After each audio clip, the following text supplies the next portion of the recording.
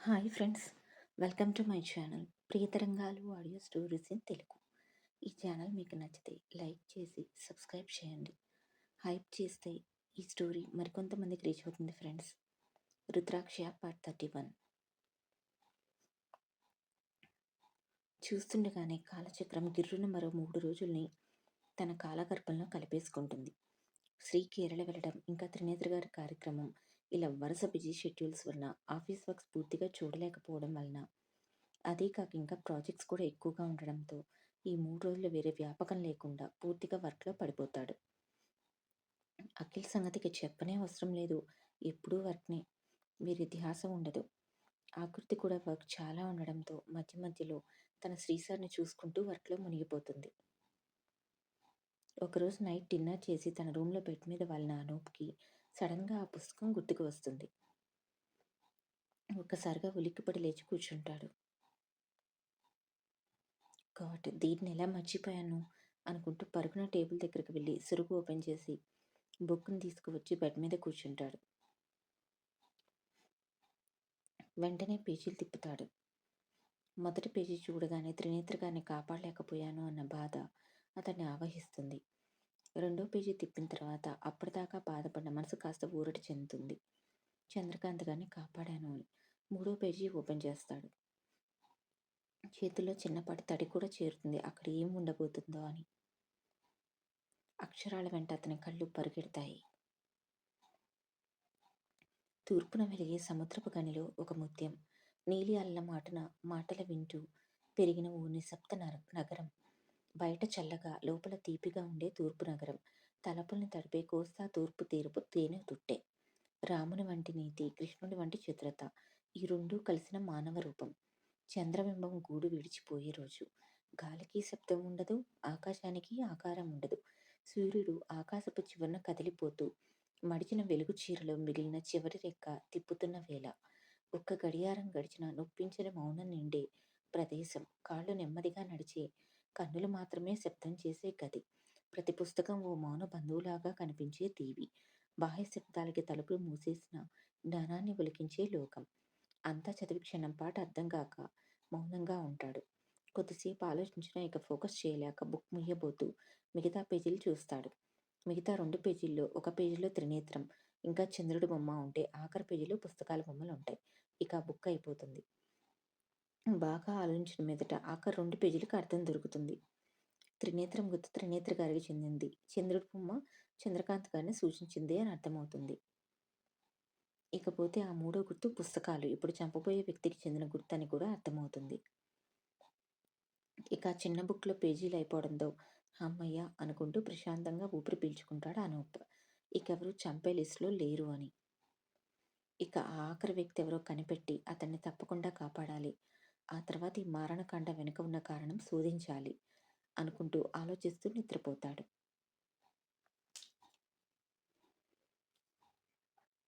ఉదయం client meeting ఉండడంతో ఆఫీస్కి వెళ్లకుండా డైరెక్ట్ మీటింగ్ జరిగే ప్లేస్కి వెళ్ళిపోతాడు అనూప్. అఖిల్కి మరో మీటింగ్ ఉండడంతో తన ఆఫీస్లోనే ఉండిపోతాడు. సుమారు 12 గంటల సమయాన మీటింగ్ ముగించుకొని ఆఫీస్ తరపడతాడు అనూప్. సగం దూరం వచ్చిన తర్వాత ట్రాఫిక్ జామ్ అవుతుంది. ముందు కొంచెం దూరం జనాలు గుంపుగా ఉండడంతో ఏం జరిగిందో అర్థం కాలేదు అతనికి. అప్పుడే అటు నుండి వస్తున్న వ్యక్తిని ఆపి ఏమైంది అంటూ అడుగుతాడు. ఎవరో పెద్దావిడికి యాక్సిడెంట్ అయింది సార్, ఇప్పుడే అయింది, అంబులెన్స్కి కాల్ చేశారు, కొద్దిసేపట్లో ట్రాఫిక్ క్లియర్ అవుతుందని చెప్పి అతను వెళ్ళిపోతాడు.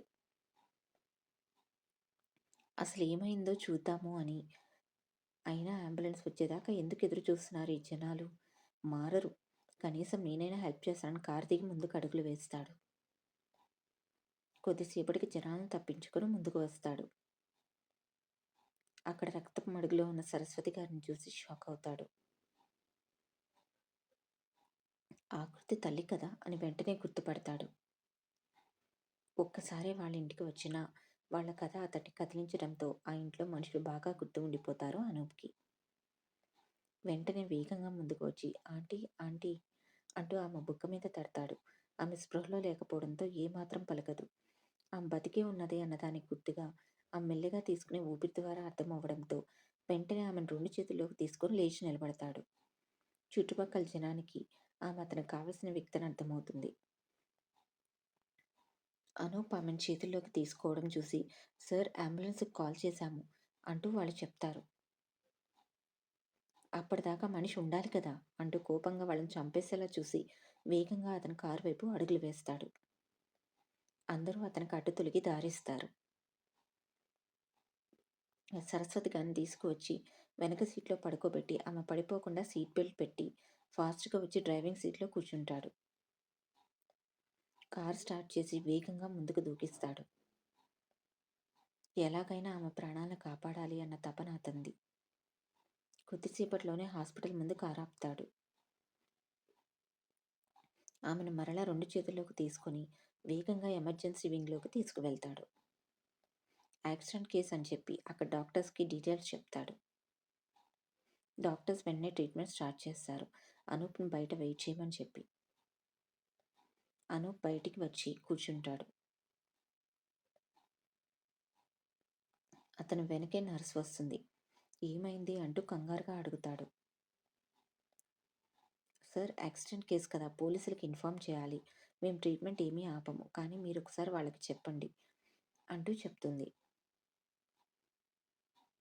నేను చూసుకుంటాను. మీరు కానివ్వండి అని చెప్పడంతో ఆమె లోపలికి వెళ్ళిపోతుంది. వెంటనే తన ఫ్రెండ్ ఇంకా పోలీస్ ఆఫీసర్ అయిన అజయ్‌కి విషయం చెప్పడంతో నేను చూసుకుంటాను అంటూ చెప్పి కాల్ కట్ చేస్తాడు. లోపల సరస్వతి గారికి అన్ని టెస్టులు చేస్తూ ఉంటారు. అనూప్ వెంటనే అఖిల్‌కి కాల్ చేస్తాడు. వర్క్‌లో ఉన్న అఖిల్ మొబైల్ వైపు చూసి అనూప్ కాల్ చేస్తూ ఉండడంతో ఒకసారి టైం వైపు చూసి కాల్ లిఫ్ట్ చేస్తాడు.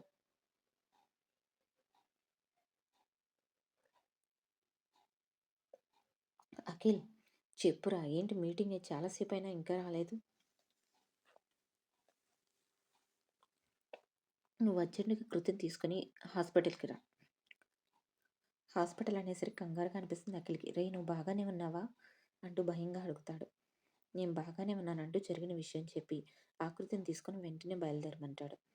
సరే అంటూ చెప్పి కాల్ కట్ చేయబోతుంటే ఒక్క నిమిషం అన్న అనూప్ మాటలకి చెప్పురా అంటాడు. లంచ్ టైం అయింది కదా, తను లంచ్ చేసిందో లేదో చూసి తిన్న తర్వాతనే తీసుకొనిరా. విషయం తెలిస్తే మరలా ఏమీ తినదు అని చెప్పి కాల్ కట్ చేస్తాడు శ్రీ. అఖిల్ ఒకసారి ఫొటోస్ ఆన్ చేసి ఆకృతి ప్లేస్ వైపు చూస్తాడు. తను అక్కడ ఉండదు.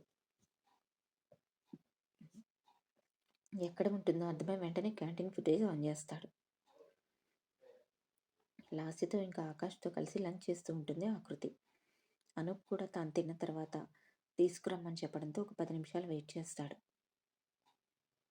కొద్దిసేపటికి లంచ్ కంప్లీట్ అయ్యి తన ప్లేస్‌కి వస్తుంది ఆకృతి. అది చూసిన అఖిల్ వెంటనే తన క్యాబిన్‌కి పిలుస్తాడు. సార్ పిలిచారు? హా! ఆకృతి, నీ బ్యాగ్ తీసుకొని బయలుదేరు నాతోటి. చిన్న మీటింగ్ ఉంది. అది అయ్యేసరికి లేట్ అవుతుంది. అటుండి అటు వెళ్ళిపోవచ్చు. సరే సార్ అంటూ బయటికి వచ్చి ఆకాష్‌కి చెప్పి తన బ్యాగ్ తీసుకొని అఖిల్ వెంట బయలుదేరుతుంది ఆకృతి. సార్ దేని గురించో చెప్తే ఫైల్ తీసుకొని వస్తానుగా అంటుంది ఆఫీస్ బయటికి వస్తూ.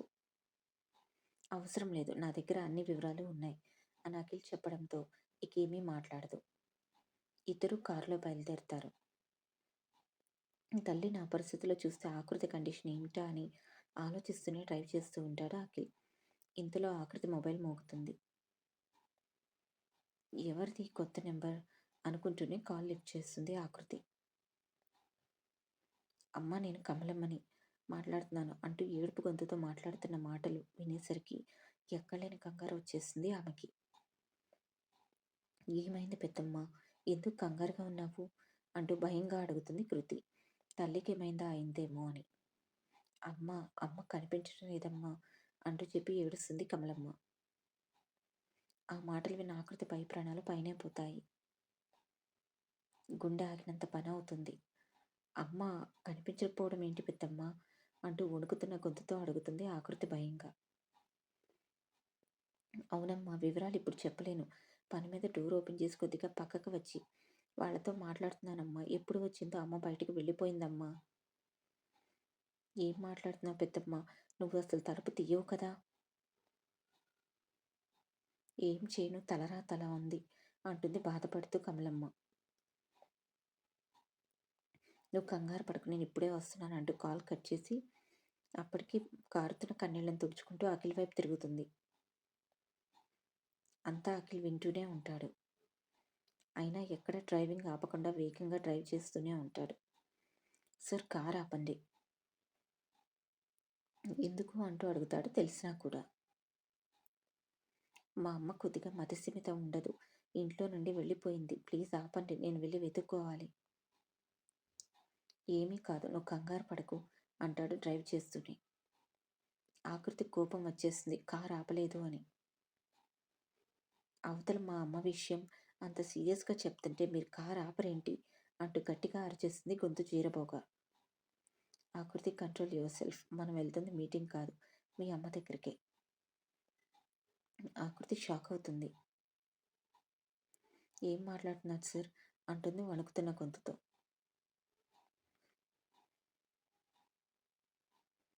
నేను నిజమే చెప్తున్నాను ఆకృతి. అనూప్ మీటింగ్ నుండి తిరిగి వస్తుండగా దారిలో ఒక యాక్సిడెంట్ అవ్వడంతో ట్రాఫిక్ జామ్ అయింది. ఒకసారి చూద్దామని ముందుకు వెళ్ళిన అనూప్కి యాక్సిడెంట్కి గురై మీ అమ్మ కనిపించింది.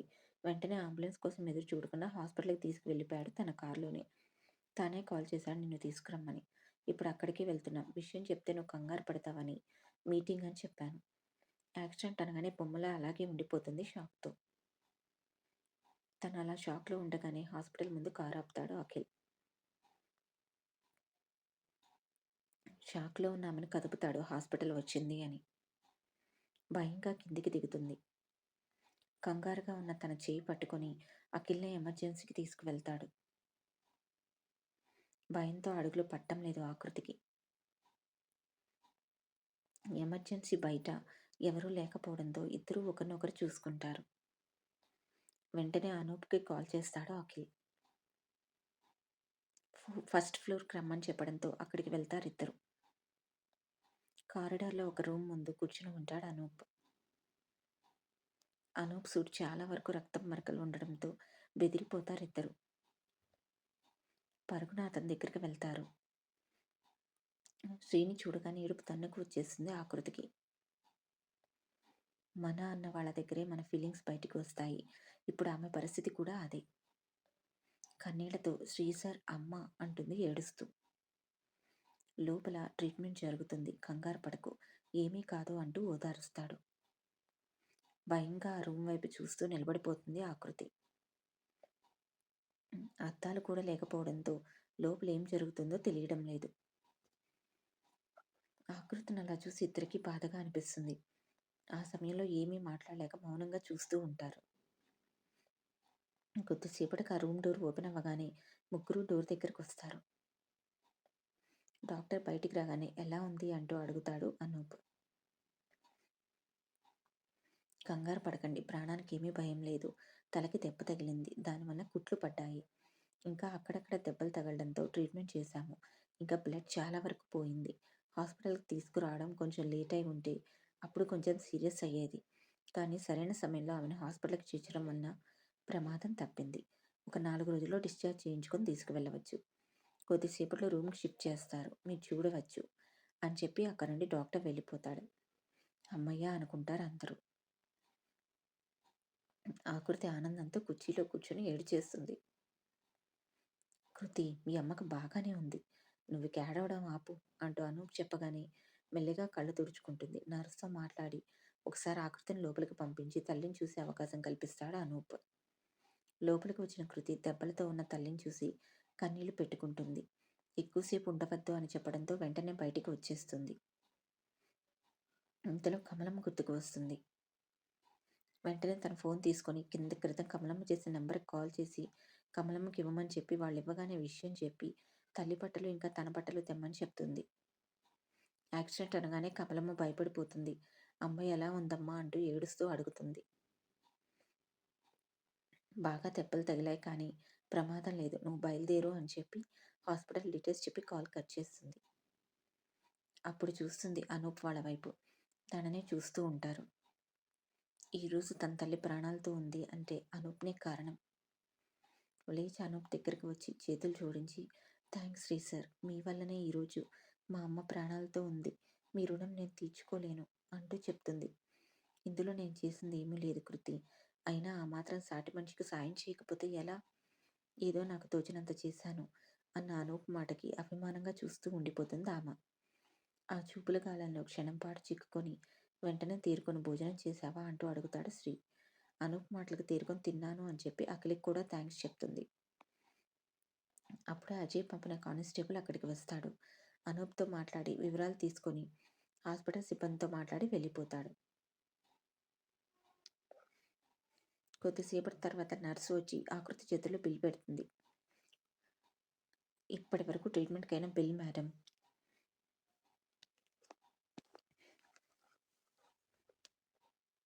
ఇది ముందుగా కట్టమన్నారు అని చెప్పి వెళ్ళిపోతుంది. ఈ 50,000 నా బిల్ చూసి మౌనంగా కూర్చుండిపోతుంది. ఒక రకంగా షాక్ అయిందనే చెప్పాలి. తన దగ్గర అంత డబ్బు లేదు. ఏం చేయాలో అర్థం కావడం లేదు. ఇందులో ఆకృతి చేతుల్లో బిల్ అనూప్ తీసుకుంటాడు. బిల్ చూసి నువ్వు బిల్ కట్టిరారా అంటూ అఖిల్ చేతిలో పెట్టబోతాడు. ఆకృతి వెంటనే అది తీసేసుకుంటుంది. వాళ్ళిద్దరూ అంతే చూస్తూ ఉంటారు. సార్ మీరిద్దరూ ఇప్పటిదాకా నాకు చేసిన హెల్ప్‌నే చాలా ఎక్కువ. ఇది కూడా చేసి నన్ను రుణగ్రస్తురాలిని చేయకండి. బిల్ నేను కట్టుకుంటాను అంటుంది. ఆ మాటలు విన్న అనూప్‌కి కోపం వచ్చేస్తుంది. నువ్వెంత సైలెంట్‌గా ఉంటే అంత మంచిది కృతి. అసలే బట్టలంతా బ్లడ్ అయి అనీజీగా ఉంది.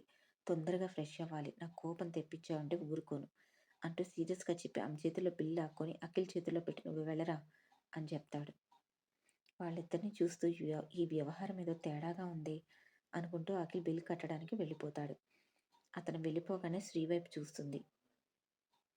ఆమె వైపు కోపంగా చూస్తూ కూర్చుంటాడు. అతని కోపం ఆమెకు బాధగా అనిపిస్తుంది. అయినా బిల్ వాళ్ళు కట్టడం ఆమెకు నచ్చలేదు. అది కాదు శ్రీ సార్, మీరు కోపం తెచ్చుకోకండి. మీరు ఇప్పటికే నాకు చాలా అంటే చాలా హెల్ప్ చేశారు. ఈ బిల్ నేను కట్టేస్తానండి. ఆహా! అలానే కడదువులే. ప్రస్తుతానికి నన్ను కట్టని.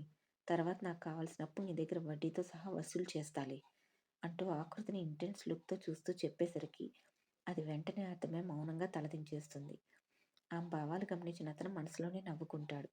అతని కోపం మంచులా కరిగిపోతుంది. కొద్దిసేపటికి అఖిల్ బిల్ కట్టి వచ్చేస్తాడు. ఇక ముందు బిల్స్ కూడా వాళ్ళకే పంపమని వాళ్ళిద్దరి నంబర్స్ ఇచ్చి వస్తాడు. అప్పుడే కమలమ్మ అక్కడికి రావడం చూస్తుంది. ఆకృతి దగ్గరకు వచ్చి ఆమె చేతులు పట్టుకొని ఏడ్చేస్తుంది. నన్ను క్షమించురా ఇదంతా నా వల్లనే అంటూ. ఏం మాట్లాడుతున్నావు పెద్దమ్మ? అమ్మ బయటికి వెళ్ళడం నేను గమనించలేదు. లేదంటే ఇంత ప్రమాదం జరిగేది కాదు అంటూ కన్నీళ్లు పెట్టుకుంటుంది. అసలు నువ్వెప్పుడు తలుపు తీయవు కదా! ఏం జరిగింది పెద్దమ్మ? అంతా నా తలరాత ఏం చేయను అంటూ కళ్ళు తుడుచుకుంటుంది. ఏమైంది? ఎప్పట్లా మేము తలుపు వేసుకొని ఇంట్లోనే ఉన్నాము. ఇంతలో ఎవరో వస్తే వెళ్ళి డోర్ ఓపెన్ చేశాను. ఆశ్చర్యపోయాను. వచ్చింది నా కొడుకు.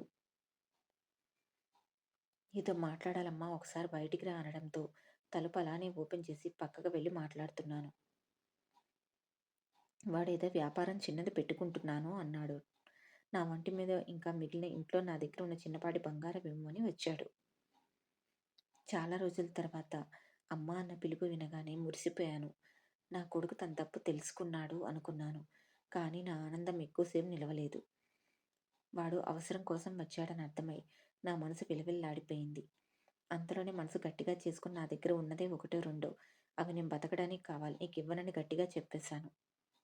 వాడు వినకుండా కావాలని గొడవ పడుతున్నాడు. అలా మేము తలుపు తీసి బయట వాడి గొడవలో ఉన్నప్పుడే అమ్మ బయటికి వెళ్ళిపోయి ఉంటుంది. వాడికి నేను ఇవ్వలేదు అని నాతో గొడవ పడి వెళ్ళిపోయాడు. తర్వాత నేను లోపలికి వెళ్ళి చూస్తే అమ్మ లేదు. ఇల్లంతా వెతికి చూశాను. ఎక్కడా లేదు. అప్పుడే అర్థమైంది తలుపు తీసి ఉండడంతో బయటికి వెళ్ళిపోయి ఉంటుందని. దీనికంతటికీ కారణం నేనేనమ్మా. నేను తలుపు వేసి ఉంటే అమ్మ బయటికి వచ్చేది కాదు. ఆమెకింత ప్రమాదం జరిగేది కాదు. నన్ను మన్నించమ్మా అంటూ చేతులు జోడించి మరోసారి కన్నీళ్లు పెట్టుకుంటుంది కమలమ్మ. తనని కష్టకాలంలో ఆదుకున్న కుటుంబం ఇప్పుడు తన వల్ల ఇలా ఇబ్బందుల్లో పడ్డం ఆమెకు బాధగా ఉంది. ఈ స్టోరీ నచ్చితే సబ్స్క్రైబ్ చేయండి.